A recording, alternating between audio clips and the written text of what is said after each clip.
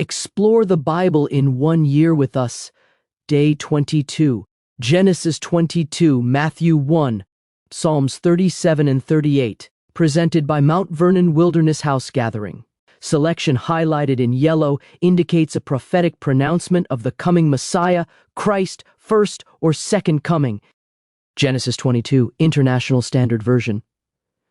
Sometime later, God tested Abraham. He called out to him, "Abraham, here I am," he answered. God said, "Please take your son, your unique son whom you love, Isaac, and go to the land of Moriah. Offer him as a burnt offering there on one of the mountains that I will point out to you." So Abraham got up early in the morning, saddled his donkey, and took 2 of his male servants with him, along with his son Isaac. He cut the wood for the burnt offering and set out to go to the place about which God had spoken to him. On the 3rd day he looked ahead and saw the place from a distance. Abraham ordered his 2 servants, "Both of you are to stay here with the donkey. Now, as for the youth and me, we'll go up there, we'll worship, and then we'll return to you." Then Abraham took the wood for the burnt offering and placed it on his son Isaac. Abraham carried the fire and the knife.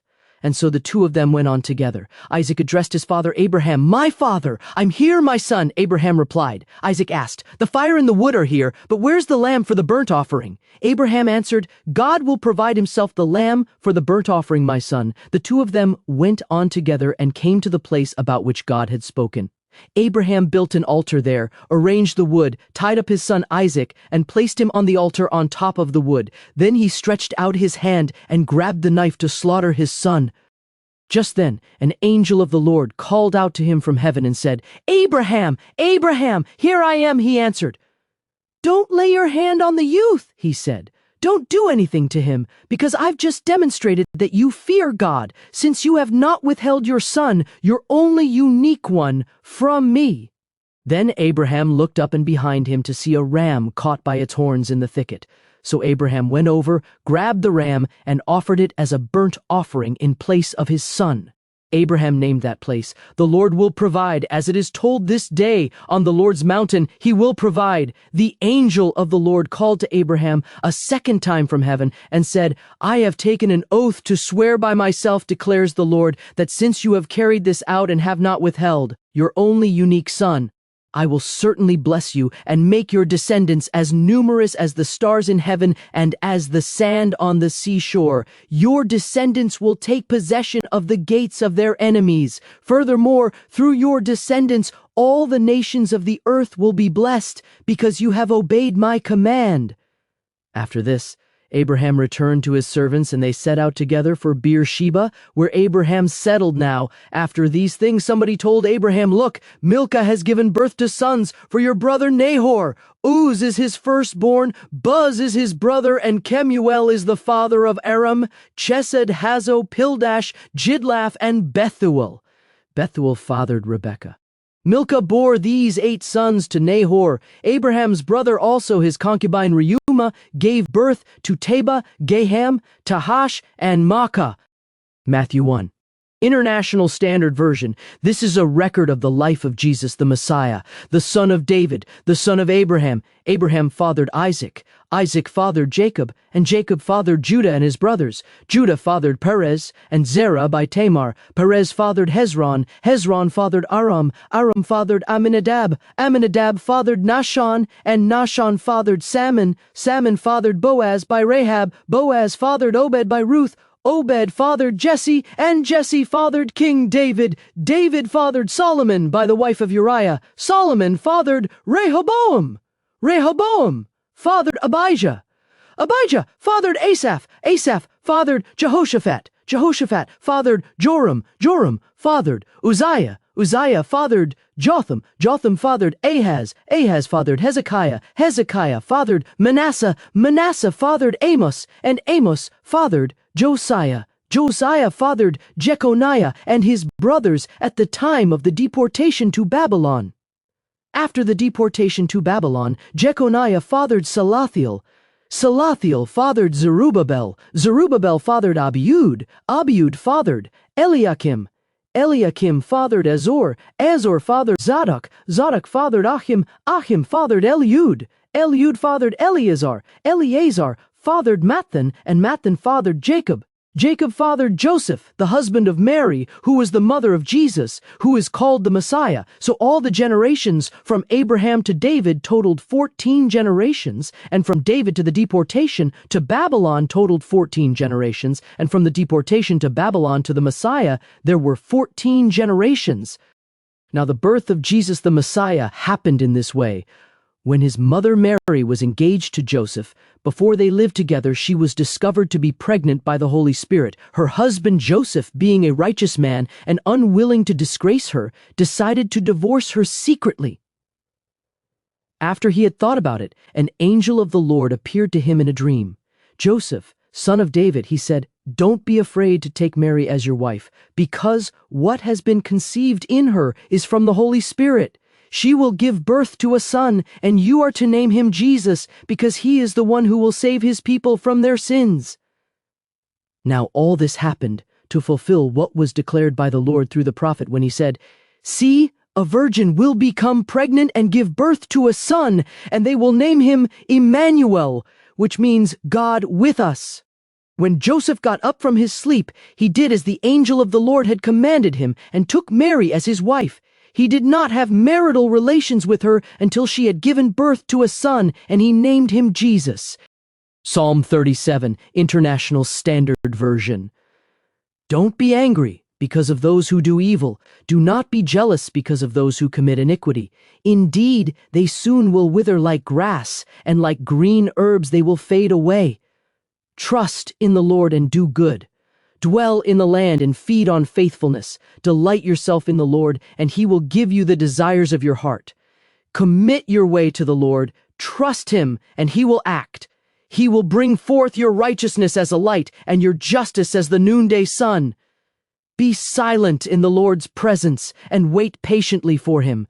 Don't be angry because of the one whose way prospers, or the one who implements evil schemes. Calm your anger and abandon wrath. Don't be angry, it only leads to evil. Those who do evil will perish, but those who wait on the Lord will inherit the land. Yet a little while longer, and the wicked will be no more. You will search for his place, but he will not be there. The humble will inherit the land. They will take in abundant peace. The wicked person plots against the righteous and grinds his teeth at him. But the Lord laughs at him because he sees that his day is coming. The wicked take out a sword and bend the bow, to bring down the humble and the poor, to slay those who are righteous in conduct. But their sword will pierce their own heart, and their bows will be broken. Better is the little that the righteous have than the abundance of many wicked people. For the arms of the wicked will be broken, but the Lord upholds the righteous. The Lord knows the day of the blameless, and their inheritance will last forever. They will not experience shame in times of trouble. In times of famine, they will have plenty. Indeed, the wicked will perish. The Lord's enemies will be consumed like flowers in the fields. They will vanish like smoke. The wicked borrow but never pay back, but the righteous are generous and give. For those blessed by God will inherit the land, but those cursed by him will be cut off. A man's steps are established by the Lord, and the Lord delights in his way. Though he stumbles, he will not fall down flat, for the Lord will hold up his hand.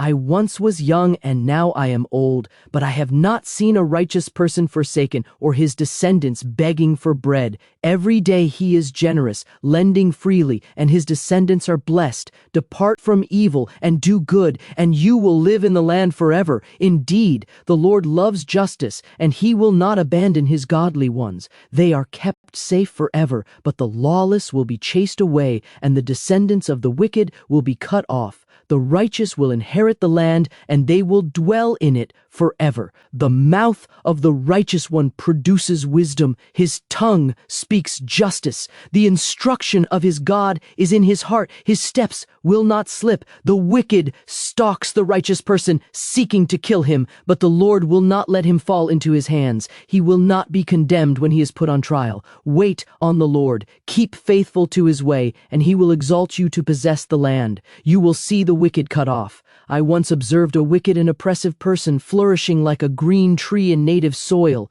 but then he passed away. In fact, he simply was not there. When I looked for him, he could not be found. Observe the blameless, take note of the upright. Indeed, the future of that man is peace. Sinners will be destroyed together. The future of the wicked will be cut off. But deliverance for the righteous one comes from the Lord. He is their strength in times of distress. The Lord helps and delivers them. He will deliver them from the wicked, save them because they have sought refuge in him. Psalm 38, International Standard Version. Lord, do not rebuke me in your anger, do not correct me in your wrath, because your arrows have sunk deep into me, and your hand has come down hard on me. My body is unhealthy due to your anger, and my bones have no rest due to my sin. My iniquities loom over my head like a cumbersome burden. They are too heavy for me. My wounds have putrefied and festered because of my foolishness. I am bent over and walk about greatly bowed down. All day long I go around mourning. My insides are burning and my body is unhealthy. I am weak and utterly crushed. I cry out in distress because of my heart's anguish. Lord, all my longings are before you, and my groaning is not hidden from you. My heart pounds, my strength fails me, even the gleam in my eye is gone. As for my friends and my neighbors, they stand aloof from my distress. Even my close relatives stand at a distance. Those who seek my life lay snares for me. Those who seek to do me harm brag all day long about their wicked planning.